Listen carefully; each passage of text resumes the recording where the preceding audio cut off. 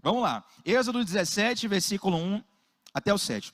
Toda a comunidade de Israel partiu do deserto de Sim, andando de um lugar para outro, conforme a ordem do Senhor, e acamparam em Refidim, mas lá não havia água para beber. E por essa razão, queixaram-se a Moisés e exigiram, dizendo: dê-nos água para beber. E Moisés respondeu: por que se queixam a mim? Por que põem o Senhor à prova? Mas o povo estava sedento e reclamou a Moisés: por que você nos tirou do Egito? Foi para nos matar de sede a nós, aos nossos filhos, aos nossos rebanhos? E então Moisés clamou ao Senhor, dizendo: que farei com esse povo? Eles estão a ponto de apedrejar-me. E respondeu-lhe o Senhor, dizendo: passe à frente do povo, leve com você algumas das autoridades de Israel, tendo na mão a vara com a qual você feriu o Nilo, e vá adiante. E eu estarei à sua espera no alto da rocha do Monte Horebe. Bata na rocha, e dela sairá água para o povo beber. E assim fez Moisés à vista das autoridades de Israel, e chamou aquele lugar Massá e Meribá, porque ali os israelitas reclamaram e puseram o Senhor à prova, dizendo: o Senhor está entre nós ou não? Feche os seus olhos mais uma vez. Pai de amor, nós colocamos nesse momento os nossos ouvidos e o nosso coração completamente abertos e disponíveis para Ti. Repreendemos toda distração ou qualquer coisa que ouse roubar o plantio dessa semente. Nós te pedimos, Pai, fala o que Tu queres e faz a Tua obra em nossas vidas. Em nome de Jesus. Amém. Meus irmãos, esse é um texto muito simples e, na verdade, esse é um dos milagres mais conhecidos, o milagre onde o povo estava no deserto e, de repente, eles sentem sede e precisam de água. Esse também é um milagre muito factível, porque todos nós sentimos sede todos os dias. E provavelmente você, pelo menos uma vez na vida, já esteve numa situação em que teve muita sede.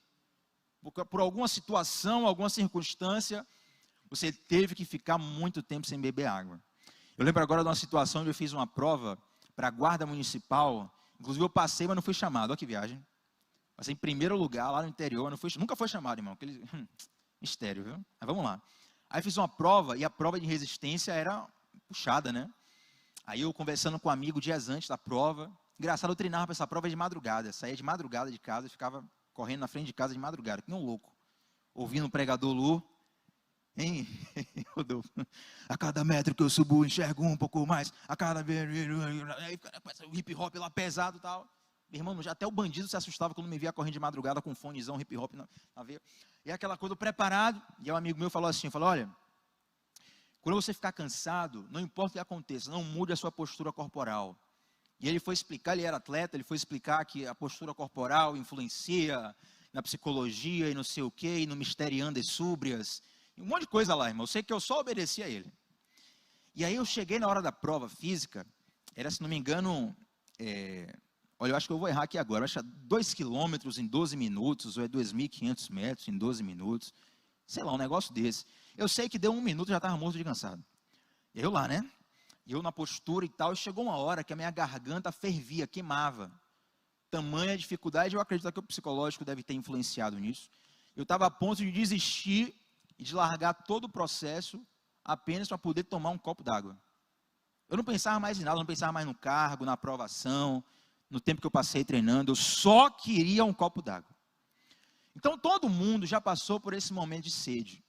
Mas nós estamos vivendo aqui na Bíblia uma situação muito específica, porque Moisés é levantado por Deus para libertar o povo da nação do Egito, o povo de Israel da nação do Egito, com a promessa de habitar uma terra prometida. Já deve ter ouvido a expressão leite e mel. Quem já ouviu a expressão leite e mel? Leite e mel tem 2 aplicações. A primeira aplicação é o nome da cantina da Lírio, cantina leite e mel, onde você vai comer um lanche lá no final. Mas leite e mel também é uma expressão bíblica para falar de abundância, sabe? De uma terra que é muito fértil, tem muita coisa boa, tem muita prosperidade. Então eles tinham essa esperança de habitar uma terra que manava leite e mel. Então eles saem do Egito, vivem milagres poderosos, as pragas do Egito já são ações sobrenaturais poderosas de Deus. Eles passam pelo Mar Vermelho a pés enxutos. Mas de repente eles ficam no deserto por mais tempo do que eles esperavam. O povo de Deus ficou 40 anos no deserto. E de todas as pessoas que saíram do Egito, apenas 2 pessoas entraram na terra prometida: Josué e Caleb. Todos os outros morreram. Isso é uma história longa, tem muitas outras coisas aqui, mas o que eu quero te dizer é que muita gente achou que seria uma travessia curta, e demorou até mais do que eles esperavam, inclusive muitos morreram ali no deserto. E volta e meia sempre acontecia alguma coisa, que o povo se queixava de Moisés, e ao mesmo tempo se queixava de Deus. Essa é uma das histórias, onde falta água, eles estão numa situação, numa região no deserto, onde eles não têm água para beber, e eles vão se queixar a Moisés por 2 motivos. Primeiro, Moisés era como se fosse um representante de Deus para eles. Moisés falava com Deus, Moisés tinha a visão de Deus. Moisés tirou eles do Egito, e Deus tirou o povo de Israel através das mãos de Moisés. Mas não se esqueçam que Moisés também foi um homem que viveu 40 anos no deserto, antes de libertar o povo do Egito. Deixa eu fazer uma cronometragem aqui da vida de Moisés. Moisés nasce no Egito, filho de Hebreia, mas é criado como filho da filha de Faraó. Ele passa 40 anos tendo a melhor educação, a melhor roupa, os melhores acessos, filho de um dos maiores imperadores do mundo daquela época, como se fosse um filho dos maiores imperadores. Depois ele passa 40 anos no deserto, e é interessante que isso aconteceu porque ele matou um egípcio, então ele teve que fugir para o deserto. Eu acho interessante, e eu não quero dizer que foi só por causa disso, que eu vou explicar agora, mas é interessante um dos motivos de Deus ter tirado um cara que passou 40 anos no Egito, para passar 40 anos no deserto, antes de voltar para libertar o povo do Egito. Porque pense comigo, ele mata um egípcio, que já é um instinto dele de libertar o povo de Israel. Ele vê o egípcio batendo no hebreu, e ele vai lá e mata o egípcio. O instinto de libertador já estava nele. Então ele foge, e Deus poderia pegar ele, tipo na semana que vem, 15 dias depois, falar: Moisés, você matou, fugiu, agora você vai voltar lá, eu vou com você, os anjos vão lá, vai ter 10 pragas, e nós vamos acabar com tudo. Mas Moisés passa 40 anos no deserto do Sinai. E olha que observação importante que eu quero dividir com vocês. Naquela época, onde o Gênesis foi escrito, e Moisés é o autor do Gênesis, haviam basicamente 2 tipos de linguagens muito famosas que dominavam o mundo daquela região. Aquela escrita egípcia, hieroglífica, que é aquela escrita de desenho, sabe, da parede das múmias, pirâmides e tal, aquela escrita hieroglífica. E existia também a escrita cuneiforme, que era uma escrita de uma outra região. Essas 2 dominavam. A escrita alfabética, como nós conhecemos hoje, que tem aí o português, o inglês, o espanhol e todas as línguas que nós conhecemos no Ocidente, essa escrita ainda não existia. Na verdade, a origem dessa escrita, ela começa no deserto do Sinai, para onde Moisés fugiu. Sabia disso? No deserto do Sinai, habitavam nômades que precisavam de uma linguagem que não fosse tão culta quanto a corte do Egito. Então eles pegaram a escrita do Egito, simplificaram e criaram algo que mais tarde ficou conhecida como a linguagem alfabética. Agora preste atenção comigo. Imagina que Deus te desse a revelação do Gênesis. Deus te dá uma escrita do Gênesis e fala assim: essa escrita aqui é como o mundo foi criado. E você está escrevendo ali para todo o seu povo, e é uma escrita que vai ficar para todas as gerações. O que é que você vai fazer? Você vai escrever na linguagem que está bombando na época, ou na linguagem que está lá no meio do deserto? Está bombando, né? Se Deus me dá uma palavra hoje, fala assim: Tiago, essa palavra é para o mundo inteiro. Grave um vídeo para o mundo inteiro. Eu posso até gravar em português, mas certamente vou botar uma legenda em inglês, uma legenda em espanhol, uma legenda em mandarim, porque são idiomas que alcançam mais pessoas. Quem está comigo aqui? Quem está entendendo aqui? Mas Deus permite ele passar 40 anos no deserto do Sinai, aprendendo uma língua que naquela época só os nômades utilizavam. Então ele vai, depois liberta o povo do Egito com 80 anos, vai para o deserto, e dos 80 aos 120 anos, não sei quando, ele escreve o Gênesis, na linguagem do deserto do Sinai. Uma linguagem que depois foi da origem escrita alfabética, e por isso nós temos acesso a esse livro aqui que nós estamos lendo agora. Perceba que a linguagem egípcia, hieroglífica, a linguagem escrita cuneiforme, elas sumiram do mapa. Para decifrar essas linguagens, você tem que ser um especialista, irmão, doutorado, pós-doutorado e um monte de coisa, para você passar a vida inteira tentando decifrar um desenhozinho pequeno. Porque essas linguagens se perderam. O que eu quero te dizer é que muitas vezes um lugar onde Deus nos coloca, que a gente acha que está perdendo, que a gente acha que está ficando para trás, você não está entendendo, mas Deus sabe o lugar exato onde Ele te coloca. Deus sabe o lugar exato onde Ele te coloca. O povo não tinha esse entendimento. Então, quando falta água, ele vai murmurar para Moisés, porque Moisés era o líder, mas porque Moisés também tinha conhecimento do terreno. Moisés passou 40 anos ali, ele conhecia o deserto. O povo havia todo mundo crescido no Egito. É basicamente você pegar o irmão Tiago e levar para os Estados Unidos com um brasileiro que mora lá. Eu não conheço lá, eu nunca fui nos Estados Unidos. Eu vou ficar à mercê do brasileiro. Pô, como é que você vai para uma rua que é perigosa? Como é que você vai para tal lugar? Coloca a responsabilidade nele. Então o povo vai reclamar para Moisés, dizendo: Moisés, você nos trouxe para um lugar que faltou água. A princípio, isso parece dar razão ao povo. Mas note que existem aqui duas questões bem específicas. De um lado existe o povo murmurando, do outro lado existe Moisés orando. De um lado existe o povo murmurando, do outro lado existe Moisés orando. O povo vai para Moisés, Moisés vai para Deus. Moisés era especialista naquela região ali, quem está entendendo? Mas naquele momento, mesmo sendo especialista naquela região, ele não conseguia, na sabedoria humana, discernir onde havia água. Eu quero te dizer, meu irmão, minha irmã, que mesmo que a sabedoria humana seja muito útil, uma hora ela não vai ser suficiente para te sustentar. Mesmo que a sabedoria humana lhe seja muito necessária para você ganhar dinheiro, para você abençoar pessoas, para você conhecer coisas da vida, tem uma hora que você vai precisar da sabedoria divina para te guiar. Eu achei interessante, claro, muito triste, muito chocante, como na época da pandemia, aconteceu aqueles episódios de pessoas no hospital com falta de oxigênio, e teve aquele episódio no norte do país, muito dramático, né? Onde faltou oxigênio, acho que lá no Amazonas. E interessante um relato que eu vi naquela época de um cara que era muito rico. O cara foi para o hospital, pegou Covid, ficou no estado de quase morte, precisando de tubos de oxigênio. E ele tinha muito dinheiro, a ponto dele querer comprar oxigênio para o hospital inteiro, só para o dele vir junto. Só que o dinheiro dele não adiantou, porque não tinha oxigênio para comprar. Olha que coisa terrível, meus irmãos. O cara tinha todo o dinheiro do mundo. O cara conhecia muitas pessoas de grande importância. Políticos de alto gabarito. Só que não tinha oxigênio para comprar a tempo. Chega uma hora que é necessário que nós nos apoiemos na sabedoria de Deus. Meus irmãos, pode ter certeza que nem todo o dinheiro do mundo vai poder trazer todas as respostas da sua vida.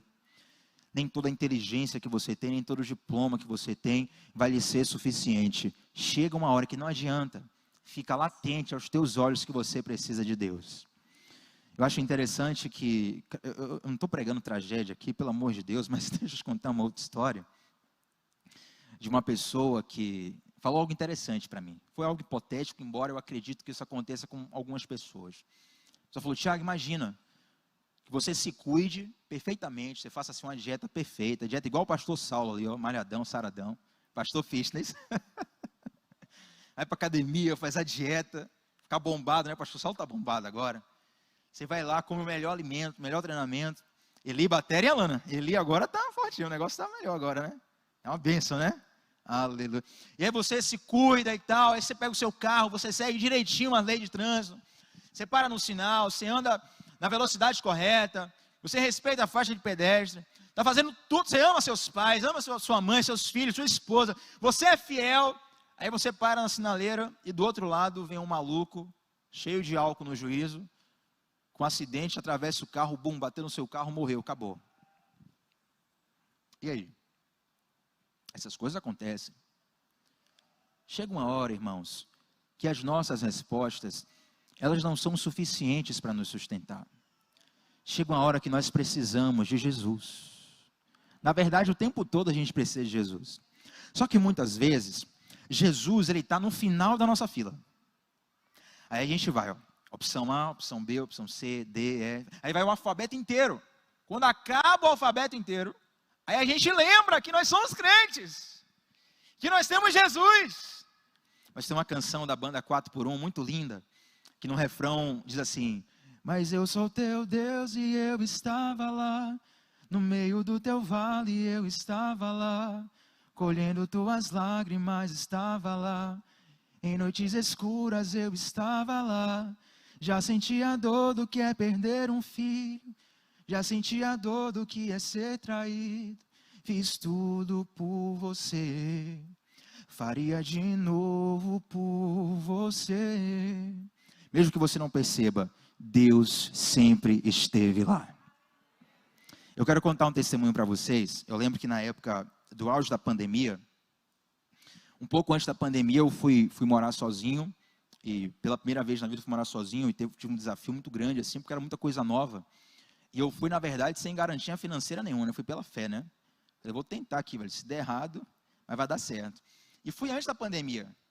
Aí assim que eu fui, um mês depois, estourou a pandemia, fechou o país, perdi o emprego, perdi um monte de serviço, e fiquei só com até perdi quase tudo que eu tinha, assim, fiquei só com um cliente na mão, e esse cliente, na verdade, tinha um trabalho muito importante, uma questão muito importante do serviço dele, prestando serviço, uma coisa que me tomava todo o tempo, e aí chegou na hora do pagamento, rapaz, passei o mês inteiro trabalhando para esse cara, aí chegou na hora do pagamento, cara, Thiago, é o seguinte, velho, tá ruim para todo mundo, a pandemia, o Brasil inteiro fechou, e eu tô sem dinheiro aqui, cara. E não é dinheiro para te pagar, não. Eu tô com um filho pequeno em casa e não tenho dinheiro nem para meu filho pequeno. E ao mesmo tempo que eu fiquei compadecido dele, porque eu conheço ele, sei que ele não fez isso por mau caratismo, eu fiquei também chateado, né? Porque, poxa, amanhã miojo vai acabar aqui em casa, meu irmão. Ele tem que me pagar, tem que fazer alguma coisa aí. E o cara falou: Thiago, não tem como te pagar. E para ser sincero, no momento me veio assim uma indignação, uma insatisfação, que deu vontade de jogar tudo para cima. E o serviço que eu prestava para ele, se eu jogasse para cima, dava ruim para ele também. Estava tudo na minha mão, irmãos. Aí deu aquele ímpeto, né? Joga tudo para cima também, se vinga dele. Faz ele sentir a dor que você sentiu. E nesse momento eu fui orar ao Senhor. Fui orar a Deus. E orando a Deus, meio indignado, meio chateado, dizendo: Senhor, teu servo. Crente na prova, irmão, começa logo a orar a palavra de Deus. Tua palavra diz que nunca vi um justo desamparado, nem sua descendência mendigar o pão. Nem minha gata tem ração aqui para comer, Senhor. Olha, os animais, cadê? O Senhor falou que sustenta aí as aves do campo, os gatos da minha casa. E a gente começa a orar, e eu meio indignado, e meio desesperado, e meio chateado. E de repente eu senti uma resposta de Deus. E deixa eu te falar, você precisa orar. Tiago, o quanto que eu tenho que orar? Daria uma pregação isso aqui, mas deixa eu abrir um parêntese.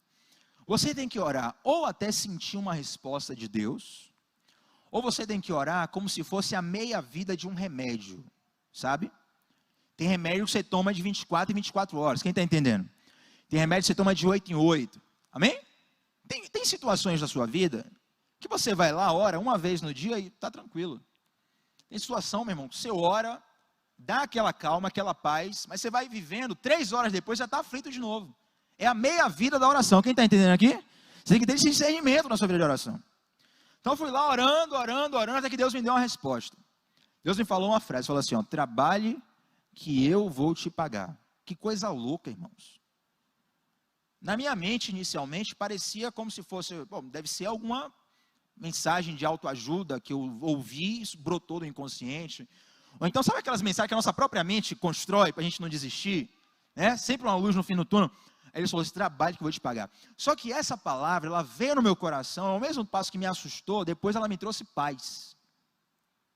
O que Deus estava fazendo é o seguinte: se você jogar tudo para cima, além de você não receber, que você já não vai receber mesmo, você ainda vai dar mau testemunho. Isso ficou no meu coração. Você vai dar um péssimo testemunho. Trabalhe que eu vou te pagar. Rapaz, meio da pandemia, mundo fechado, cara. Tinha tomado esse baque aí. Trabalhe que eu vou te pagar. Fui lá, trabalhei, passei a noite inteira fazendo o que tinha que fazer. Aí entreguei o serviço para o rapaz, deu tudo certo. Tudo certo, ele não me pagou, deu tudo certo. Não me pagou. Veio pagar bem depois. Não me pagou, ele já tinha falado, eu falei: não, mas mesmo assim eu vou fazer o meu trabalho. Eu fiz o trabalho, entreguei para ele e fiquei com aquela cara de tacho em casa. Parado, eu e a minha gata lá, irmãos, que era filhote ainda na pandemia. Eu sem comida e ela sem ração. Na verdade, eu tinha R$3. Eu peguei os R$3 e falei, comprei 3 pacotes de miojo, sério mesmo. Se minha mãe estiver vendo aí, acho que é a primeira vez que ela está sabendo disso. Tinha R$3, comprei 3 pacotes de miojo, falei, não, Deus tem 3 dias para fazer um milagre. Deu uma contagem regressiva para Deus, né? Eu tenho 3 miojos, como um miojo cada dia, bebo água, tem 3 dias. Depois de 3 dias, eu vou morrer e ressuscitar, que nem Jesus. E aí, irmãos, 3 pacotes de miojo em casa, sem dinheiro, só água. A gata tinha um restinho de ração. E aí, no meio desses 3 dias, queridos, do nada, não me pergunte como foi, que eu nem sei como foi. Uma pessoa que eu não tinha contato há muito tempo, pessoa distante, geograficamente e distante no sentido de relacionamento, né? A pessoa não tinha contato mais com a pessoa. Só do nada, chegou a mensagem no WhatsApp. Estou fazendo sinal assim, mas é mensagem no WhatsApp. Irmão Tiago, paz e graça. Ô querido, paz e graça, tudo bem? Faz o seguinte, irmão Tiago, me manda teus dados bancários aí e nem pergunta o motivo, porque foi Deus que mandou fazer, só obedeça. Rapaz. Aí eu na hora, né? Tiago Batista, Banco do Brasil, conta tal, agência tal, não sei o quê, falando, Deus te use, querido. A pessoa mandou um valor. Irmão, digo a você, esse valor foi muitas vezes mais o valor do serviço que eu iria receber. Porque Deus sempre esteve lá. Aí quando a pessoa mandou, eu que lembrei da mensagem, da palavra que Deus colocou no meu coração. Trabalhe que eu vou te pagar. Eu quero te dizer uma coisa, os homens podem falhar com você, mas o nosso Deus nunca falha. O povo de Israel estava ali no deserto, faltou água, eles vão para Moisés, figura A, o povo de Israel murmurando, figura B, Moisés orando. Para quem que Deus respondeu? Hã? Fala alto aí, crente. Porque Deus não responde a quem murmura, Deus responde a quem ora. Quem recebe a palavra de revelação não é quem murmura, é quem ora. Todas as vezes que você estiver diante de um desafio, você estará diante dessas duas opções, ou murmurar ou orar. Posso te garantir que murmurar primeiro é perda de tempo, perda de energia e ainda vai gerar algo ruim no teu coração.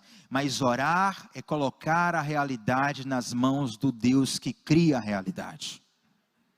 Orar tem a ver com muitas coisas, dentre elas, chamar a intervenção de Deus para uma situação. O que é que nós fizemos aqui antes de começar a palavra? Nós oramos por cura.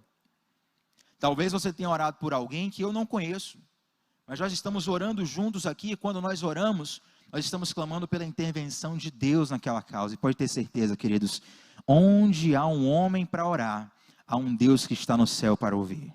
Sempre que houver alguém disposto a orar, há um Deus no céu disposto a ouvir. Amém?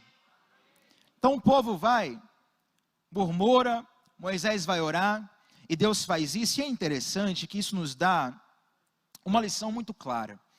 Muitas vezes, eu não sei por que motivo, tem vários motivos, não cabe a gente aprofundar aqui, mas muitas vezes nós temos os sofrimentos e as situações difíceis como coisas que nós precisamos evitar de todo jeito.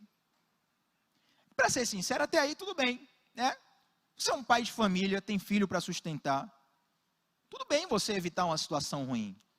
Você tem um casamento, tudo bem você evitar uma situação ruim. Mas o problema é você achar que toda situação ruim é falta de Deus.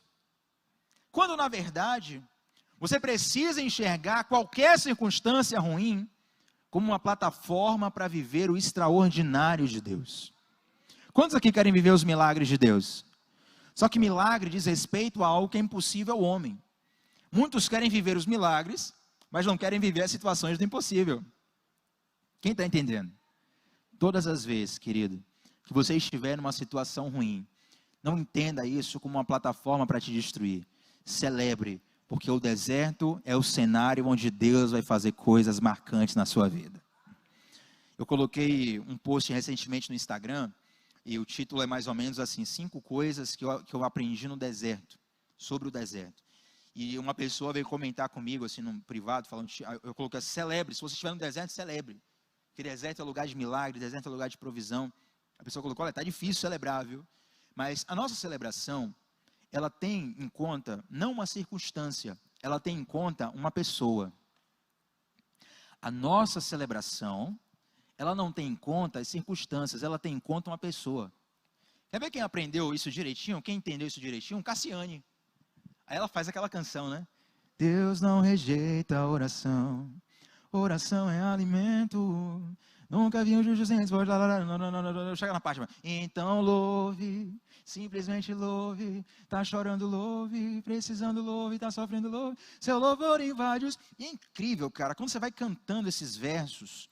E normalmente a gente sempre está passando por uma situação ruim, algum desafio na vida, alguma coisa a gente está passando, a gente vai cantando esses versos. Eu não sei com você acontece isso, mas comigo começa a vir como se fosse uma força do alto, um renovo do alto. Por quê? Porque esses versos, essa poesia, ela vai tirando os meus olhos das circunstâncias e vai colocando os meus olhos numa pessoa. É como o salmista Davi, diante da guerra, ele escreve: eleva os meus olhos para os montes, de onde me virá o socorro? O meu socorro vem do Senhor que fez os céus e a terra. Olha que detalhe interessante. O meu socorro vem do... Não, vocês estão dormindo, é sério. Meu socorro vem do... Não, sério, respira. Tem uns microfones aqui, ó, perto da caixa, tá vendo? Direita e esquerda. Quando vocês falam, o pessoal que está em casa ouve também.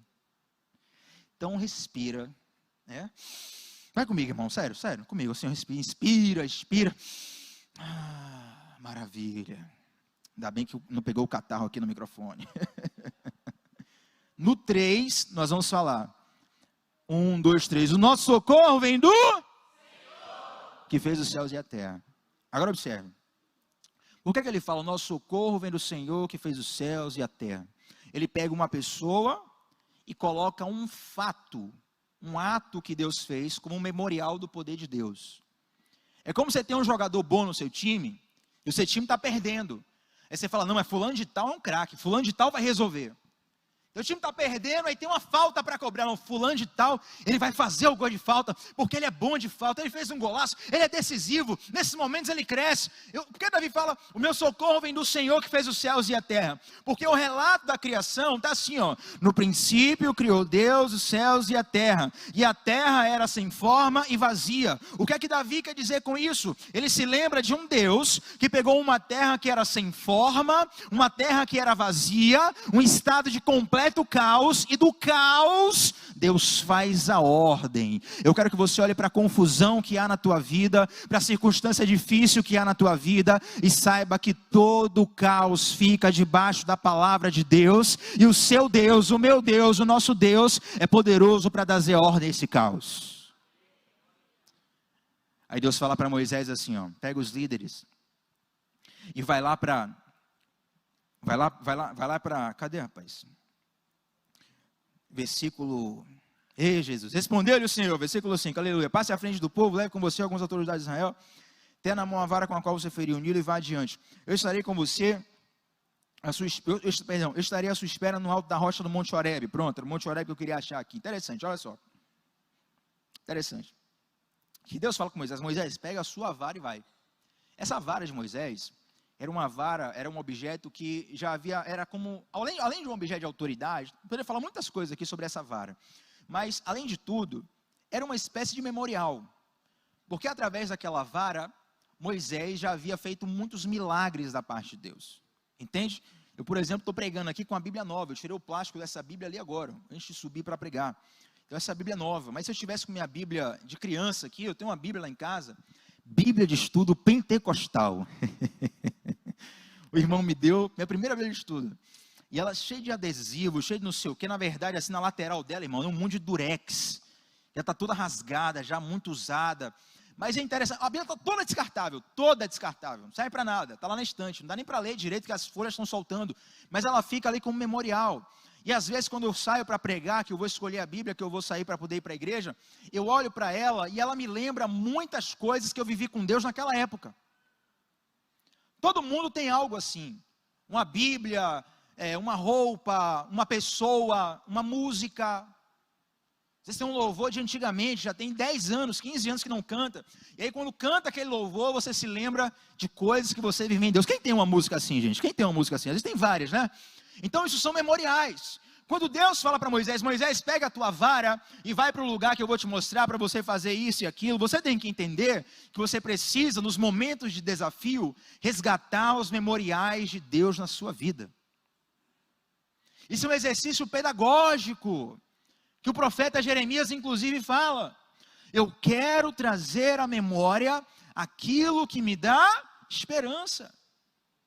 Você precisa exercitar isso. Mas Tiago, isso é o quê? Exercício de coach, de automotivação? Meu irmão, não sei. Eu sei que está na palavra, eu sei que funciona.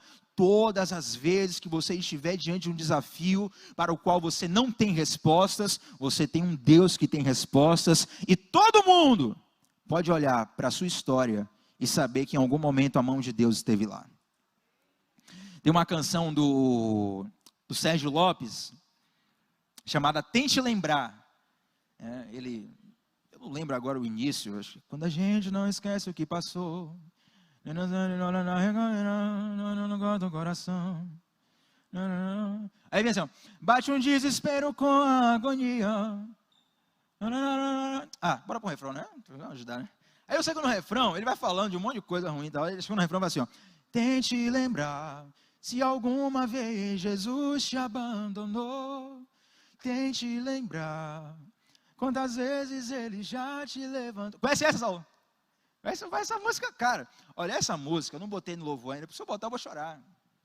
Aí eu botar música nova, entre aspas, né? Eu vou chorar, a igreja não vai saber levar. Então vai ficar um negócio estranho, né? Tente lembrar, porque eu vou começar a lembrar de várias coisas. Essa é uma das músicas. Tente lembrar na sua história, se alguma vez Jesus te abandonou. Tente lembrar na sua história quantas vezes ele já te levantou. Uma outra coisa é que o milagre, ele vem depois de um passo de fé.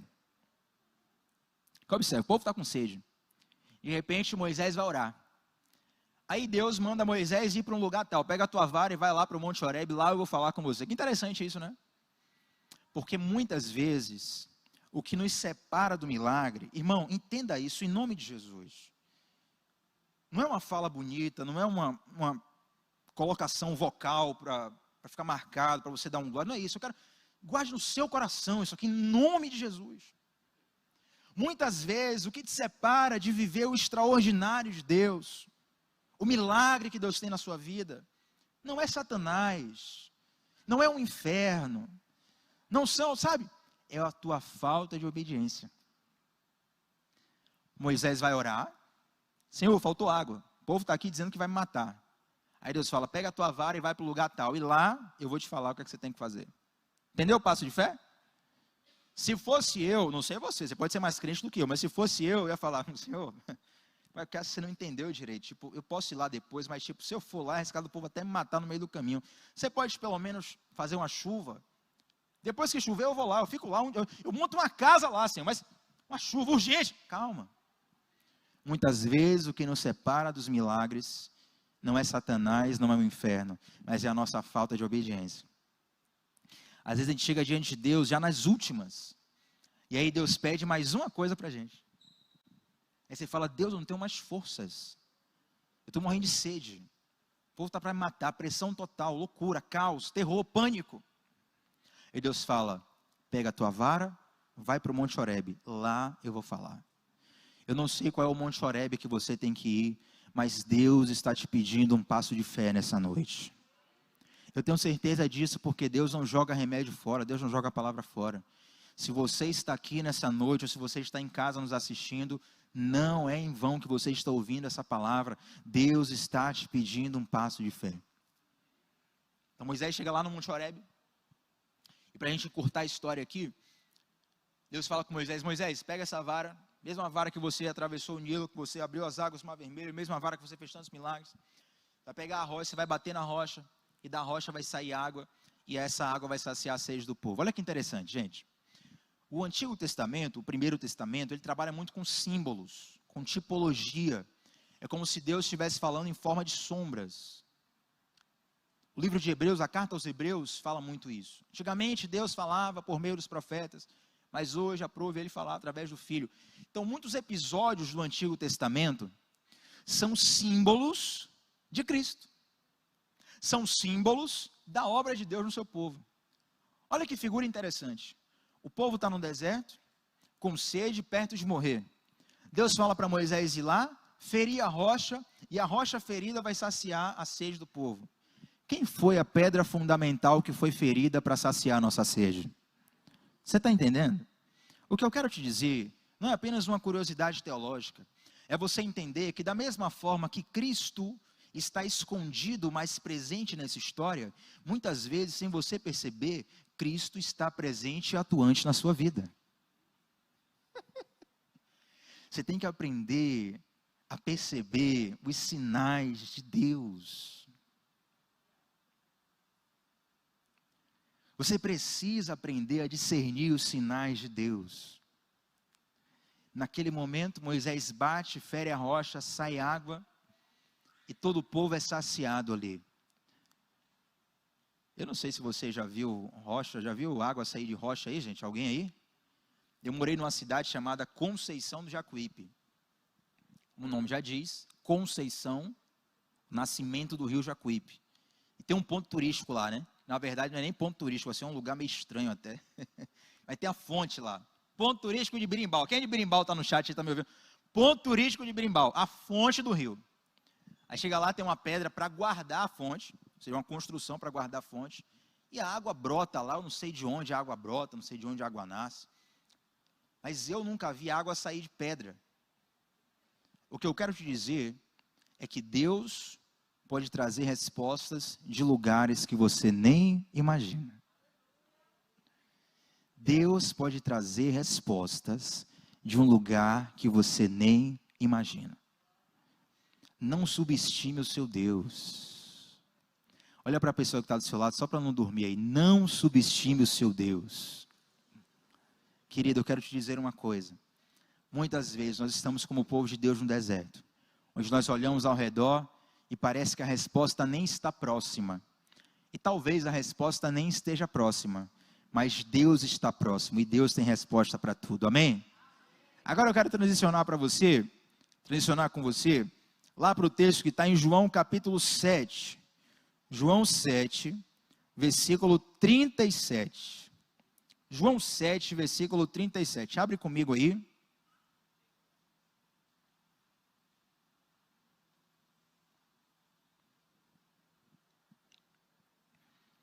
Já deve estar aqui, mas abre tua Bíblia. Não vou abrir mão disso não. Abre tua Bíblia aí, isso é importante. Marca. E olha só o que diz. Vamos do 37 até onde a gente for aqui. Mas já vamos terminar, já vamos encerrar daqui a pouco. Verso 37, vamos lá. No último e mais importante dia da festa, Jesus levantou e disse em alta voz: se alguém tem sede, venha a mim e beba. Quem crê em mim, como diz a Escritura, do seu interior fluirão rios de água viva. E ele estava se referindo ao Espírito. Se você reparar, cadê essa versão aqui? Espírito está com letra maiúscula. Se você reparar na tua versão aí, ou seja, o nome próprio, né? O Espírito Santo, uma referência ao Espírito de Deus. Então, voltando, quem crê em mim, como diz a Escritura, do seu interior fluirão rios de água viva. Ele estava se referindo ao Espírito, que mais tarde receberiam os que nele crescem. Até então, o Espírito ainda não tinha sido dado, pois Jesus ainda não fora glorificado. E ouvindo as suas palavras, alguns no meio do povo disseram: certamente este homem é o profeta. Perceba que profeta, letra maiúscula também, sinalizando o messianismo de Cristo. Algumas pessoas, mas certamente esse cara é o Filho de Deus. Verso 41, outros disseram: ele é o Cristo. Ainda outros perguntaram: como pode o Cristo vir da Galileia? A Escritura não diz que o Cristo virá da descendência de Davi, da cidade de Belém, onde viveu Davi? Assim o povo ficou dividido por causa de Jesus, e alguns queriam prendê-lo, mas ninguém lhe pôs as mãos.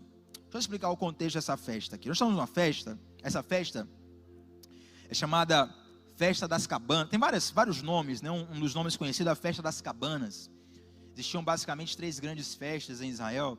Nessa Festa das Cabanas, até hoje deve ser assim lá em Israel, as pessoas saíam durante 7 dias de suas casas e moravam, todo mundo, irmão, todo mundo morava em cabanas, no meio da rua.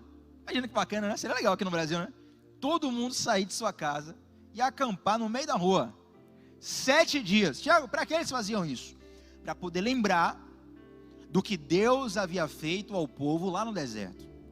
De como Deus sustentou o povo, mesmo quando o povo não tinha morada fixa. Quem está entendendo aqui? Mas existe um símbolo também futuro para essa festa. Não é só uma lembrança do passado, mas é uma esperança do futuro. Porque isso também representa um dia em que o Messias habitará plenamente no meio do seu povo. E dentre muitas coisas dessa festa, era uma festa muito forte, muitas músicas, muitas danças, muita celebração. E nos 6 primeiros dias da festa, o sacerdote pegava um vaso de ouro. Acompanha comigo aqui, você tem que entender essa história para entender a lição. O sacerdote pegava um vaso de ouro, ia até um tanque, enchia com a água do tanque e levava até o templo. E nessa procissão, o povo ia fazendo festa, né? A música do... Deixa quieto, né? Cantar a música da torcida aqui, mas deixa quieto. Mas imagine uma música do teu time de futebol.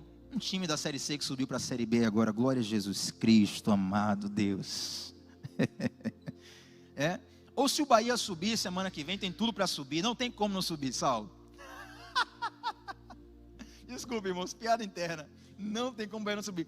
Vai ser uma festa em Salvador inteira, não é verdade? A torcida vai cantando o hino do time, o hino da torcida, aquela coisa, aquela festa enorme. Então, durante os 6 dias, quando o sacerdote ia lá na fonte pegar água com um vaso de ouro, levar para o templo, festa o tempo todo, festa. No 7º dia, o povo desarmava as cabanas, porque já iam voltar para casa. E no último dia, o sacerdote fazia esse trajeto 7 vezes. Então a festa era 7 vezes mais intensa, era 7 vezes mais forte, o povo estava em alta, a galera cantando, pulando, procissão, aquela coisa, não é aquela procissão morta, irmão, tipo carnaval de Salvador, pipoca, entendeu? Isso aí, nesse nível aí.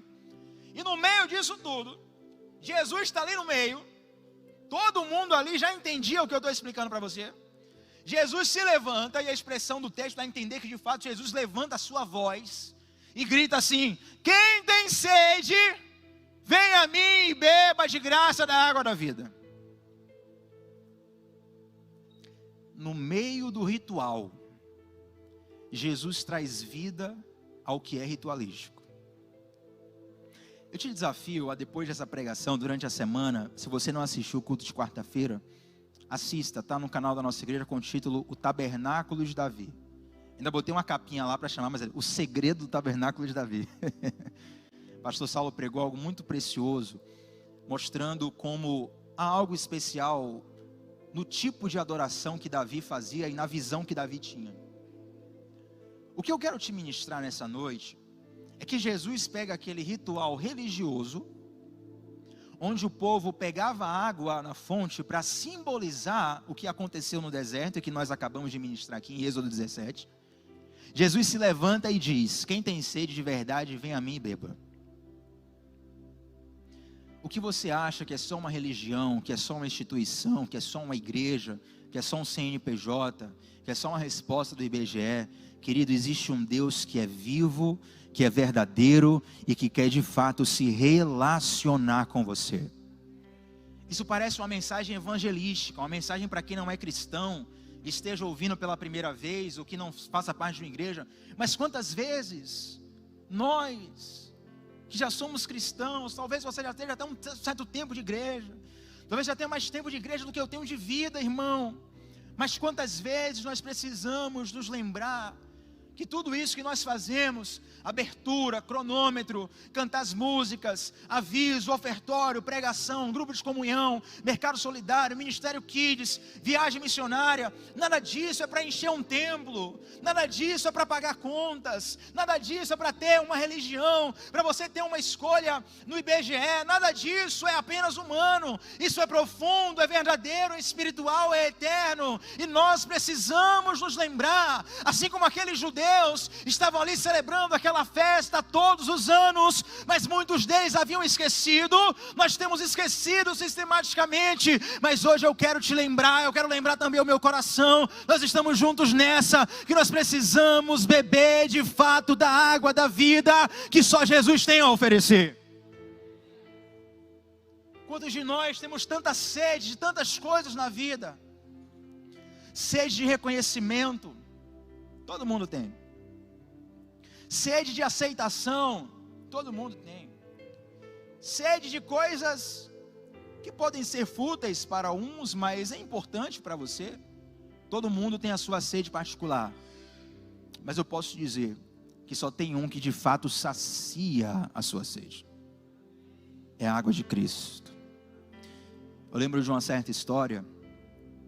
Eu li isso num livro e o nome da pessoa que viveu isso, anônimo, né? Mas era um rico, um cara muito rico, que se suicidou. Ele deixou uma carta de suicídio. Ele começa a contar na carta tudo que ele fez na vida. Cara aventureiro assim, mais alto nível. Fui para lugar tal, fiz viagem tal, aventura tal, experiência tal, pá. Ele faz um relato enorme. E no final ele diz, mas nada disso preencheu o vazio do meu coração. Ele perdeu a esperança de preencher esse vazio, e então ele tirou a sua vida. Há um autor soviético, já falecido, Dostoiévski, ele dizia, há no homem um vazio do tamanho de Deus. O que eu quero te dizer, meu irmão, minha irmã, você que está aqui, você que está em casa, existe um vazio que só Deus pode preencher. O teu time pode ser campeão, a pessoa que você ama pode te corresponder, você pode ter até uma família boa, bonita, família que te faz feliz, unida, você pode ser bem sucedido profissionalmente, reconhecido, mas ainda assim, há um vazio no seu coração que só Deus pode preencher. Sabe quando você está montando um quebra-cabeça e nenhuma peça se encaixa? Tem uma peça lá que se chama Jesus, ninguém pode ficar no lugar dela. Agora é interessante que nem toda água sacia a sede. Na verdade tem água que amplifica a sede. Quem está pegando aqui, sério? Como foi baixo o sim, vou explicar. Imagina que você está com sede, já aconteceu isso comigo, tá? Eu era criança, estava na praia, pegaram aí, né? Praia com sede, tive a brilhante ideia de beber água do mar. Olha que maravilha. Meu irmão, o que aconteceu comigo? Mais sede ainda. Graças a Deus que não teve contaminação, né? Podia até morrer. Mas se você bebe água do mar é água, sim ou não? Mas sacia a sede, amplifica ainda mais. Agora imagina comigo, eu estou com sede, bebo água do mar, fico com mais sede ainda, e aí bebo mais água do mar. Isso é inteligente? Isso é bom ou isso é ruim? Ruim, né? Mas é isso que a gente faz. A gente tem sede, tenta preencher a sede do nosso coração com as coisas do mundo. A sede não passa e a gente tenta preencher com mais coisas do mundo. Não, acho que só vão me amar quando eu tiver uma performance sexual boa. Não, agora tem que ser o sexo de outra forma, com outras pessoas. Não, agora tem que ser escondido. Não, agora tem que botar uma substância no meio, tem que ser uma coisa muito louca. Não, agora tem que usar droga tal. Mas quando experimentar tal coisa, e vai se afundando, se afundando, se afundando, se afundando, se afundando, porque é uma água que na verdade aumenta a sua sede, não sacia. Agora tem algo interessante sobre a água, e nós vamos encerrar aqui. Quero chamar o Ministério de Louvor. Eu estou com muita sede aqui, isso é verdade. Agora eu estou com muita sede. Eu tenho um copo de água na minha mão. Olhar para esse copo de água não sacia a minha sede. Quem está entendendo? Você pode chegar aqui do meu lado e apresentar um TCC sobre a água, irmão. Fala, Tiago, a água tem 2 moléculas de oxigênio, de hidrogênio, 1 molécula de oxigênio, o H2O. A água é assim, assim, assim. A água pega estado gasoso a tantos graus, estado líquido a tantos graus, estado sólido a tantos graus. A água não sei o que, tantos % do corpo da água. E Você pode ser pós-doutorado em água, mas enquanto você fala, eu estou morrendo de sede. Enquanto eu olho para a água, eu estou morrendo de sede. O que é que mata a minha sede, irmãos?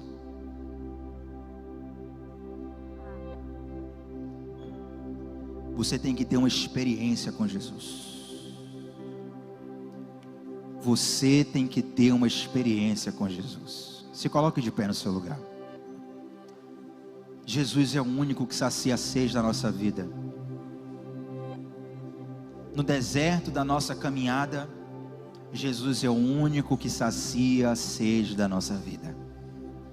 E no meio de um ritual religioso, Jesus levanta a sua voz e fala: vem a mim. Interessante que Jesus não limita, ele não fala: venham a mim os homens ou as mulheres, venham a mim os brancos ou os negros, os gordos ou os magros, os altos ou os baixos, o israelita ou o estrangeiro. Não, ele fala assim: quem tem? A única condição é ter sede, porque o convite de Jesus é universal, e o convite de Jesus é urgente. Só bebe água quem tem sede, meu irmão. O convite de Jesus é universal, e o convite de Jesus é urgente, e o convite de Jesus é de graça, basta você querer. E aí Jesus diz assim: quem vem a mim, bebe de graça da água da vida, o seu interior começa a fluir rios de águas. Olha que interessante. Eu bebi esse copo d'água aqui, em algum momento, ainda hoje, eu vou no banheiro urinar, eu vou expelir a água. Mas Jesus não. Jesus diz: se você beber da minha água, essa água vai gerar em você uma fonte. Isso é muito louco, velho. Você não está entendendo isso aqui. É como se Jesus estivesse dizendo: você vem a mim, eu sacio tua sede. Agora eu vou te fazer uma fonte, para que quando as pessoas forem até você, elas vão saciar a sede delas através da sua vida. Feche os seus olhos nesse lugar. O Ministério de Louvor vai entoar uma canção. Eu gostaria que você colocasse a mão no seu coração. Coloque a mão no seu coração. Coloque a mão no seu coração. Feche os seus olhos e aproveite essa canção para se relacionar com Jesus, a água da vida. Eu não sei qual a sede que está no seu coração. Quem sabe é uma sede de aceitação pela sua família, pela pessoa que você ama, uma sede financeira, uma sede de saúde mesmo. Eu não sei, meu irmão, minha irmã, mas eu sei que Jesus pode saciar todo tipo de sede que você tiver.